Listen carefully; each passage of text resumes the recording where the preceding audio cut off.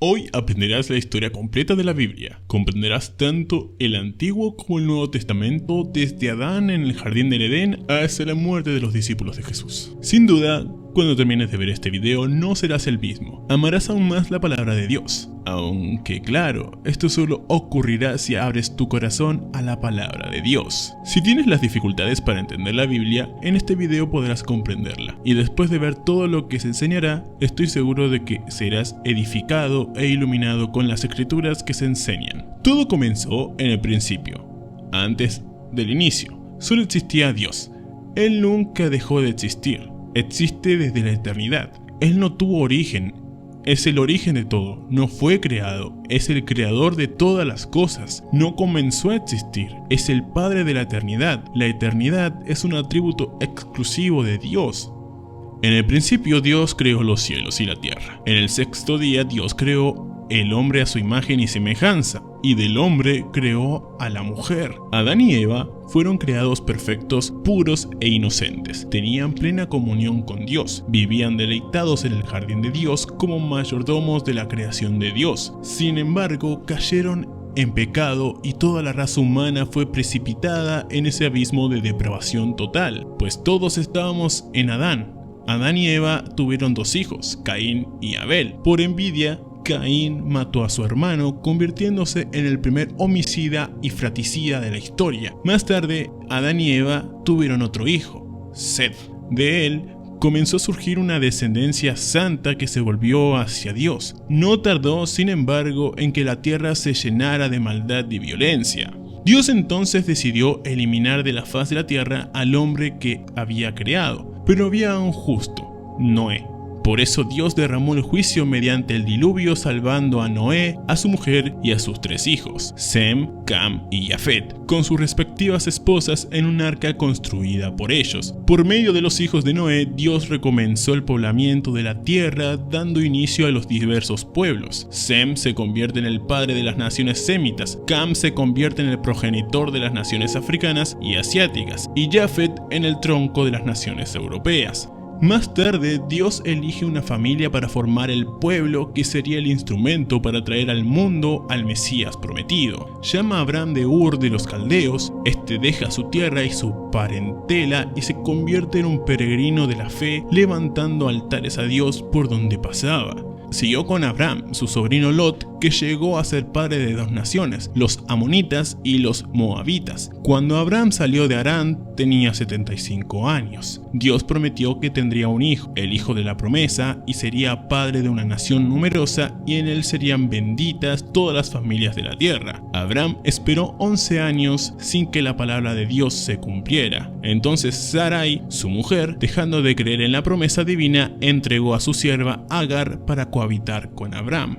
Nació así Ismael, que llegó a ser padre de una nación numerosa, el pueblo árabe enemigo histórico del pueblo de Israel. Cuando Abraham tenía 99 años, Dios se le apareció y le ordenó salir de su tienda y contar las estrellas del cielo. Entonces le dijo que su descendencia sería tan numerosa como las estrellas del cielo y la arena del mar, pero también que su posteridad sería esclava por un periodo de 430 años. Dios cambia el nombre de Abraham, gran padre, a Abraham, padre de una nación numerosa. Cuando el hijo de la promesa aún no había nacido, estaba Abraham con 100 años y su mujer Sarai con 90 años. Cuando Isaac nació, Isaac se casó con Rebeca, que era estéril.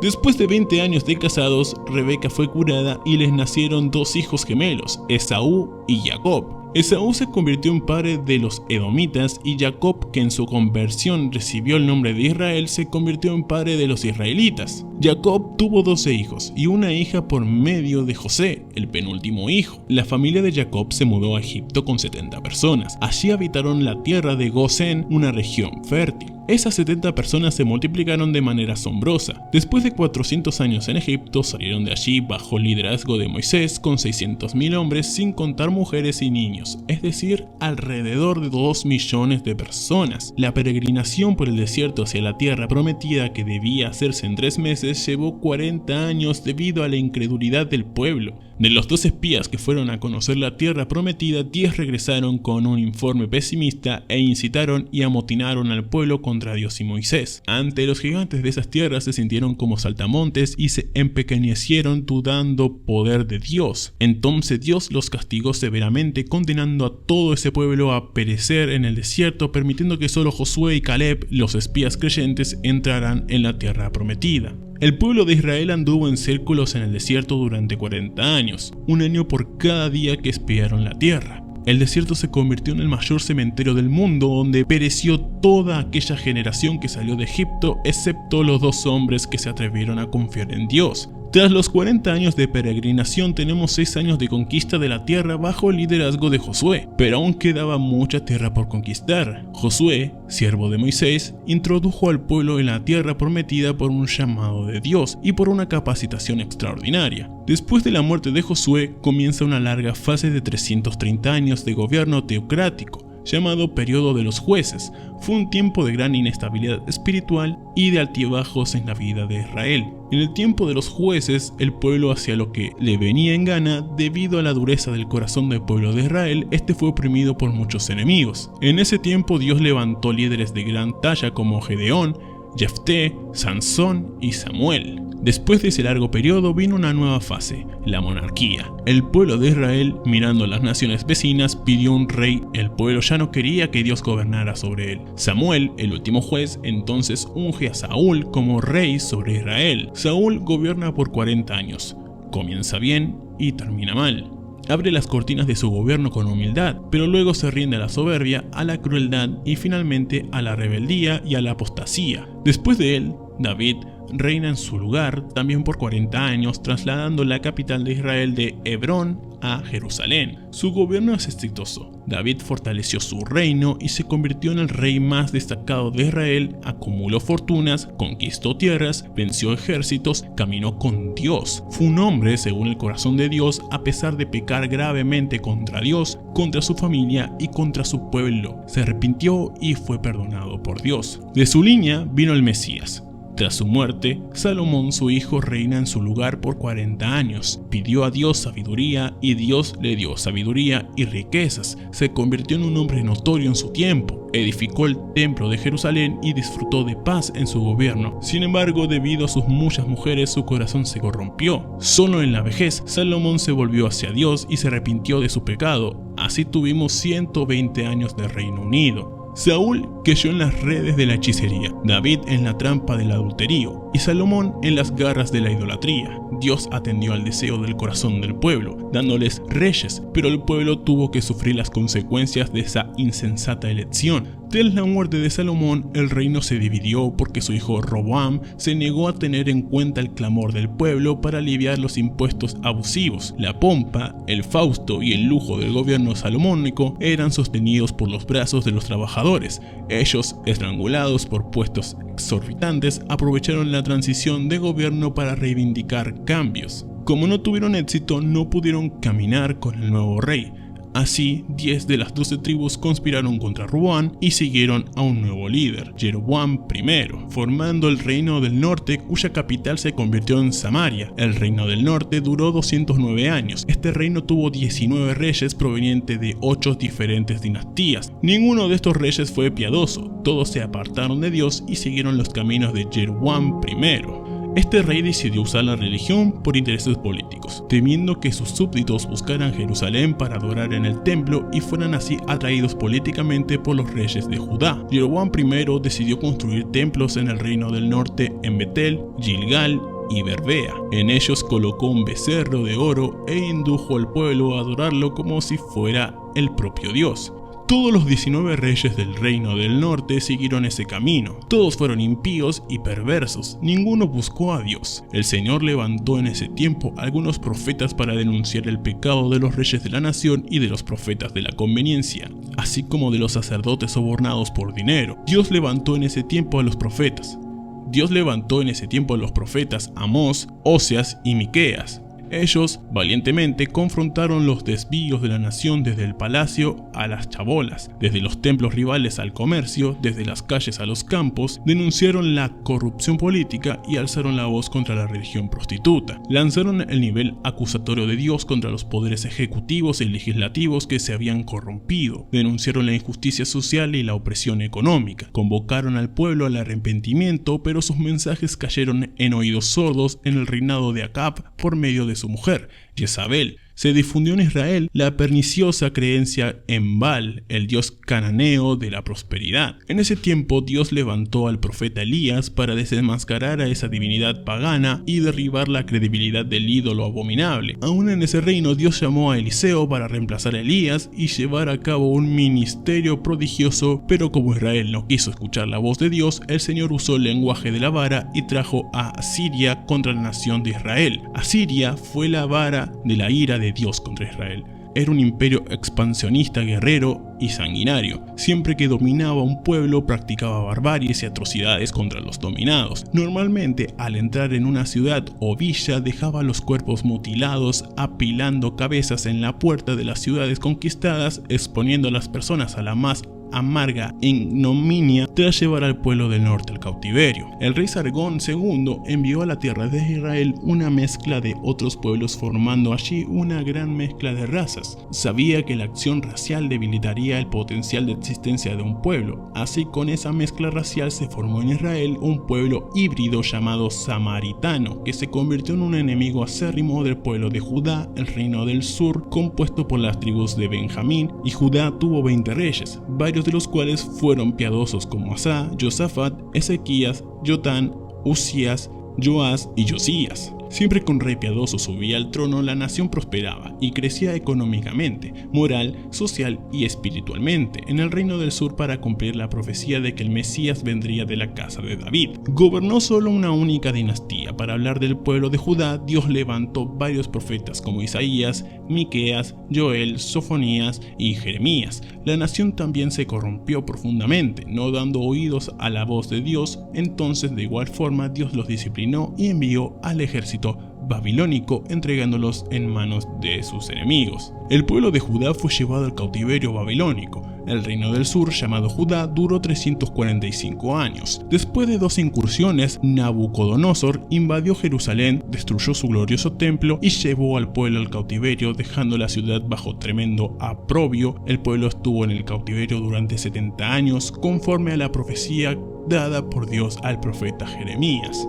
En el periodo del cautiverio, Dios levantó a los profetas Jeremías, Ezequiel y Daniel. En ese periodo el pueblo fue purificado de la idolatría y surgieron las sinagogas. Tras el tiempo determinado por Dios, el pueblo de Judá volvió a su tierra en ese tiempo, es decir, Babilonia ya había caído en manos del imperio medo-persa. Ciro, anunciado por Dios 200 años antes de nacer, liberó al pueblo judío y abrió las puertas para su regreso a la tierra de Canaán. El pueblo volvió en 3 tandas, bajo el liderazgo de Zorobabel para la reconstrucción del templo, bajo el liderazgo de Esdras para la enseñanza de la ley y bajo el liderazgo de Nehemías para la reconstrucción de los muros y la reestructuración política y espiritual del pueblo. Tan pronto como llegó del cautiverio e inició la reconstrucción del templo, el pueblo judío comenzó a enfrentar problemas. Primero, los samaritanos astutamente quisieron unirse a ellos en la obra con el fin de desestabilizar. Como la propuesta de la asociación fue rechazada, los samaritanos en una segunda etapa comenzaron a amenazarlos. A continuación, los samaritanos escribieron al rey Artajerjes acusando a los judíos de conspiración contra el reino medo-persa. Ante esa nefasta persecución, la obra del templo fue paralizada durante unos 20 años. En ese periodo, el pueblo se relajó en su celo por la casa de Dios y comenzó a volverse hacia sus propios negocios, construyendo y embelleciendo sus propias casas en detrimento de la casa de Dios, que estaba en ruinas. En esa época, Dios levantó a los profetas Geo y Zacarías para llevar al pueblo al arrepentimiento. El mensaje de estos profetas tuvo un efecto rápido y profundo. El pueblo se arrepintió y volvió con entusiasmo para concluir la reconstrucción del templo. Entonces hubo un gran despertar espiritual, un arreglo en las familias y en el sacerdocio y un regreso de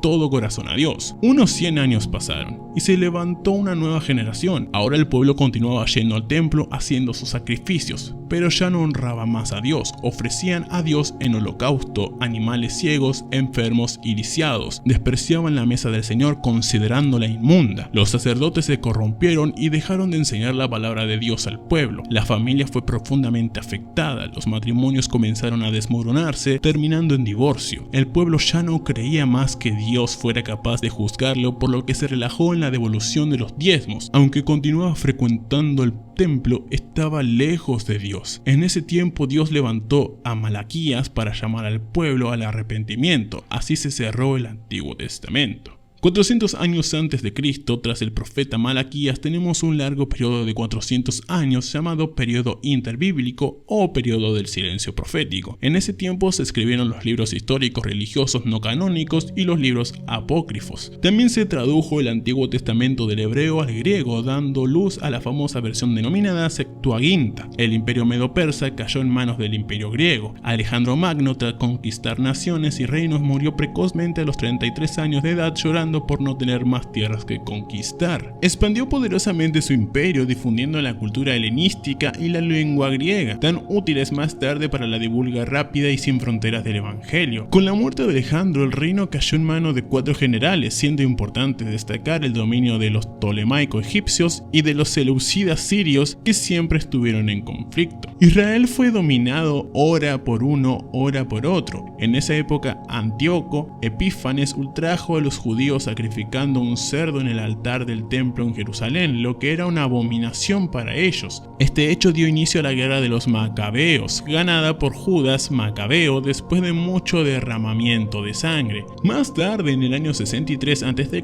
Pompeyo conquistó Jerusalén y los romanos pasaron a dominar Israel. Herodes el Grande reinó en su lugar. Herodes el Grande fue un gran administrador, amplió y embelleció el templo de Jerusalén, construyó el puerto de Cesarea, abriendo camino al comercio internacional y facilitando los viajes de los misioneros al mundo. Construyó la fortaleza de Masada y muchos palacios y fortalezas. Sin embargo, Herodes era un hombre inseguro y violento. El miedo a perder el trono lo atormentó durante toda su vida. Se casó 10 veces y tuvo muchos hijos. Cuando se casó con Mariama, mujer de la nobleza, mandó a matar a todos los nobles de su familia por miedo a perder su trono. A petición de su suegra, nombró a Arquelao, su sobrino de solo 17 años, como sumo sacerdote de Jerusalén. Más tarde, al ver que este conquistaba la simpatía del pueblo, mandó a matarlo. Su suegra, temerosa, huyó a Egipto, pero Herodes envió a sus emisarios tras ella para matarla. César Augusto lo llevó a Roma por sus atrocidades antes de ir. Sin embargo, mandó a matar a su mujer Mariamna por temor a que conspirara contra él en su ausencia. Más tarde, envió a 2 de sus hijos a Roma para estudiar.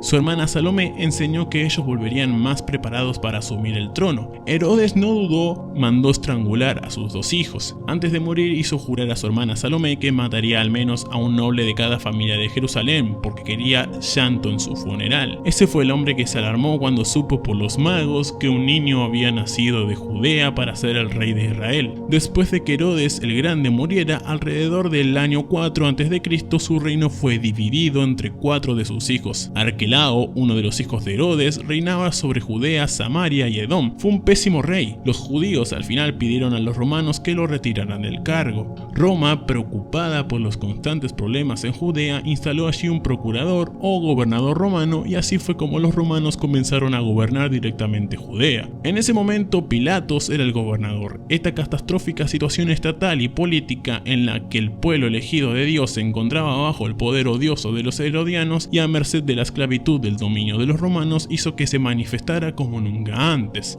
Una esperanza política por el Mesías, un grito de liberación y redención de la servidumbre impía. Fue entonces en esa época que Jesús, en la plenitud de los tiempos, cumpliendo las profecías bíblicas, nació en Belén de Judea. El Verbo eterno se hizo carne y habitó entre los hombres, vivió entre nosotros lleno de gracia y se vistió de piel humana. Calzó las sandalias de la humanidad, pisó nuestra tierra, comió nuestro pan, bebió nuestra agua, sintió nuestro dolor, lloró nuestras lágrimas, cargó sobre su cuerpo en la cruz nuestros pecados y resucitó en gloria para nuestra justificación. Tanto la cultura helenística como la romana se unieron a la contribución de los judíos en la venida del Mesías al mundo. Cuando Jesús nació, Palestina estaba bajo el dominio de Roma. Con la persecución de Herodes el Grande, José y María huyeron con el niño Jesús a Egipto, quedándose allí hasta la muerte del impío rey. Regresaron de Egipto y se establecieron en Nazaret, ciudad donde habían vivido anteriormente. Allí Jesús creció como hijo de un carpintero. A los 30 años de edad inició su ministerio, habiendo sido bautizado en el Jordán por Juan el Bautista, identificándose así con los pecadores a quienes vino a salvar. Allí en el Jordán, mientras Jesús juraba, los cielos se abrieron y el Padre habló: "Este es mi Hijo amado, en quien me complazco". En ese mismo instante, el Espíritu Santo descendió sobre él en forma de paloma, revistiendo de poder para iniciar su ministerio del Jordán. Jesús fue conducido al desierto por el Espíritu Santo, donde ayunó durante 40 días y 40 noches, tiempo en que fue tentado por el diablo. Por 3 veces el diablo atacó a Jesús para derribarlo, pero el Hijo lo venció en el desierto usando siempre la espada del Espíritu, la palabra de Dios.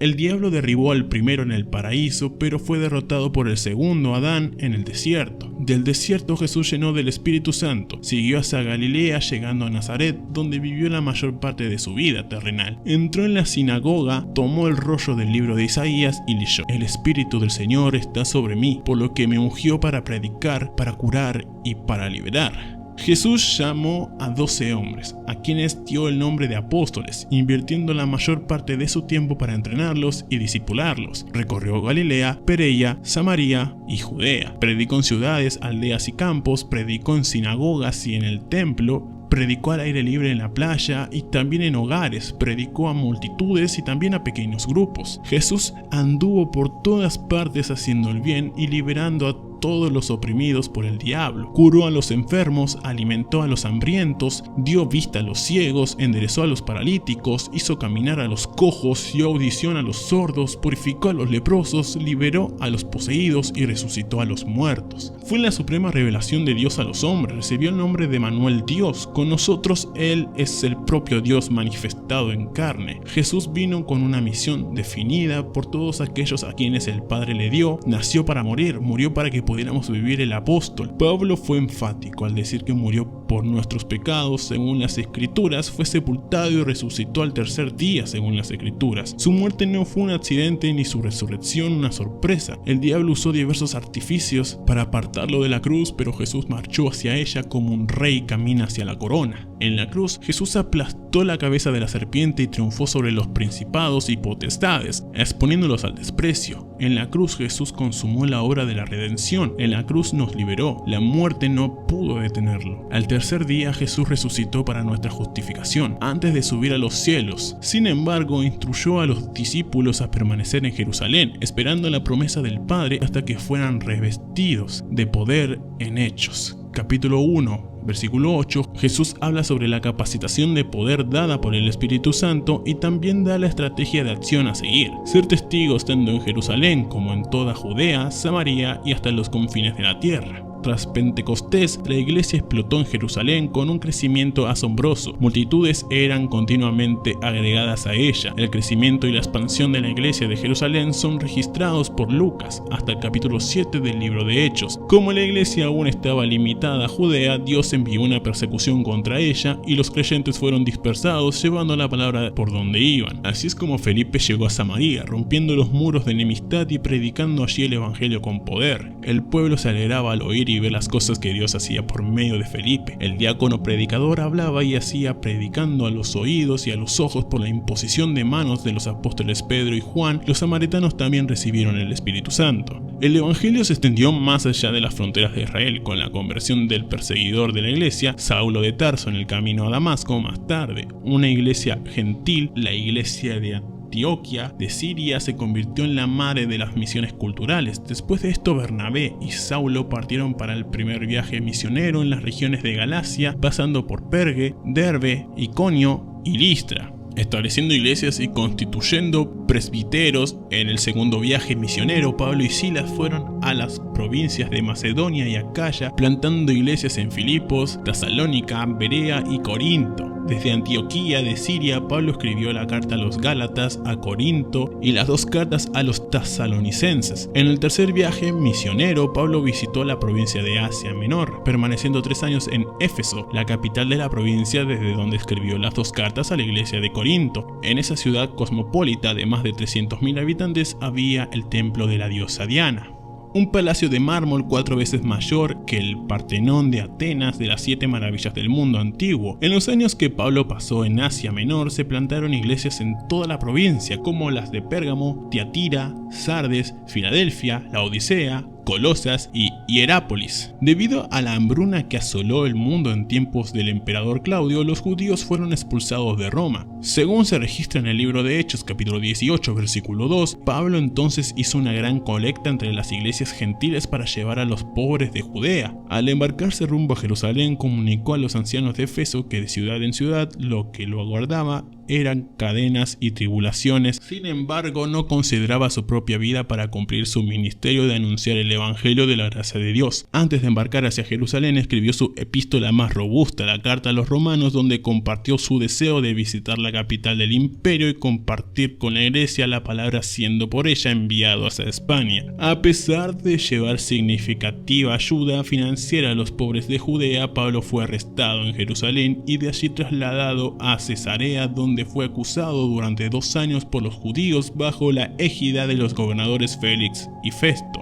Ante la tendencia de Festo de entregarlo en manos del Sanedrín, que planeaba su muerte, Pablo, usando los privilegios de su ciudadanía romana, optó por ser juzgado en Roma. En el viaje hacia la capital del imperio enfrentó un terrible naufragio. El barco se despedazó por completo, pero todos los pasajeros y tripulantes fueron salvados milagrosamente, conforme a la promesa de Dios a Pablo. En la isla de Malta, donde llegaron, una víbora mordió la mano de Pablo, pero Dios neutralizó el veneno letal de la serpiente y aún usó a su siervo para curar a todos los enfermos de la isla. Así los malteses enviaron a Pablo a Roma con todas sus necesidades cubiertas. Allí permaneció preso durante 2 años en una casa alquilada. Desde allí Pablo evangelizó a la guardia pretoriana, estimuló a los creyentes a trabajar y escribió cartas a los efesios, a los filipenses, a los colonenses y a Filemón. Tras ese periodo, Pablo fue liberado de la prisión. Luego escribió la primera carta a Timoteo y la carta a Tito. Pero a partir del año 64 la persecución a la iglesia, en vez de ser religiosa, pasó a ser política, y Pablo regresó a la prisión siendo encerrado en una mazmorra, un sótano subterráneo oscuro, húmedo e insalubre. El 17 de julio del año 64, la ciudad de Roma, con más de 1 millón de personas, fue incendiada. Nerón, el emperador vestido de actor, subió a lo alto de la torre de Mecenas, desde donde observó el espantoso espectáculo de las llamas devorando la ciudad. Fueron 7 noches y 6 días de incendio cuando las llamas se apagaron. 70% de la ciudad estaba destruida. De los 14 barrios de Roma, 10 de ellos fueron devastados por las llamas. Los 4 barrios restantes, densamente poblados por judíos y cristianos, dieron a Nerón un alibi para culpar a los cristianos del incendio de Roma. Comienza entonces una brutal persecución a la iglesia. Faltó madera para hacer cruces, tal era la cantidad de creyentes crucificados. Los creyentes eran atados en postes cubiertos de brea y quemados vivos para iluminar las noches de Roma. Fue una verdadera masacre. Desde esa segunda prisión, Pablo escribió su última epístola, la segunda carta a Timoteo. En ella relató la llegada de su propio martirio y la gloriosa esperanza a tomar posesión de la corona de justicia. Así, alrededor del año 67, el veterano apóstol fue decapitado, dejando, sin embargo, para las generaciones posteriores un bendito legado. El Nuevo Testamento fue escrito en un periodo de 50 años. Tenemos 4 libros gráficos, los 4 evangelios, y 3 son sinópticos, es decir, vistos desde una misma perspectiva: Mateo, Marcos y Lucas. El énfasis de Mateo es presentar a Jesús como rey de los judíos, escrito para los judíos, tiene el mayor volumen de citas del Antiguo Testamento y es el más judío de los evangelios. El énfasis de Marcos es presentar a Jesús como siervo, escrito para los romanos. ese evangelio que se concentra en las obras de Jesús más que en sus enseñanzas. El evangelio de Lucas enfatiza a Jesús como hijo del hombre, escrito para los griegos por un médico gentil, historiador y viajero. Tiene como propósito presentar el retrato de Jesús como el hombre perfecto. Por eso Lucas es el evangelista que más habla de la vida de oración de Jesús y de su ministerio realizado en el poder del Espíritu Santo. Juan, final del primer siglo para refutar el gnosticismo, una perniciosa herejía que negaba la divinidad de Cristo con un enfoque diferente de los demás, prueba que Jesús es verdaderamente Dios y verdaderamente hombre. Juan seleccionó 7 milagros realizados por Jesús y 7 declaraciones "yo soy", probando que Jesús es en verdad Dios. También tenemos los hechos de los apóstoles que relatan hechos relacionados con la iglesia primitiva, desde su nacimiento hasta su expansión a la ciudad de Roma. 3 iglesias lideraron ese avance: Jerusalén, Antioquía y Efeso. 4 provincias del imperio fueron alcanzadas: Galacia, Macedonia, Acaya y Asia Menor. El libro de Hechos no tiene conclusión, pues la historia de la iglesia continúa. Nosotros somos herederos y continuadores de la iglesia que nació en Pentecostés. Tenemos también las cartas del apóstol Pablo a las iglesias de Roma, Galacia, Efeso, Filipos, Colosas y Tesalónica, así como sus cartas personales a Timoteo, Tito y Filemón. Además tenemos una carta enviada a los judíos que estaban siendo tentados debido a la persecución a retroceder en la fe, que es la carta a los hebreos de autor desconocido. También tenemos las cartas generales escritas por Santiago, Pedro, Juan y Judas. Finalmente tenemos un libro escatológico, el Apocalipsis, que narra la victoria triunfal de Cristo y de su iglesia, escrito por el apóstol Juan en la isla de Patmos alrededor del año 96. Espero que hayas aprendido sobre esta historia. Dios bendiga tu vida. Si aún no has aceptado a Jesús como tu Salvador, aún hay tiempo. Arrepiéntete, Él puede cambiar tu futuro y tu historia.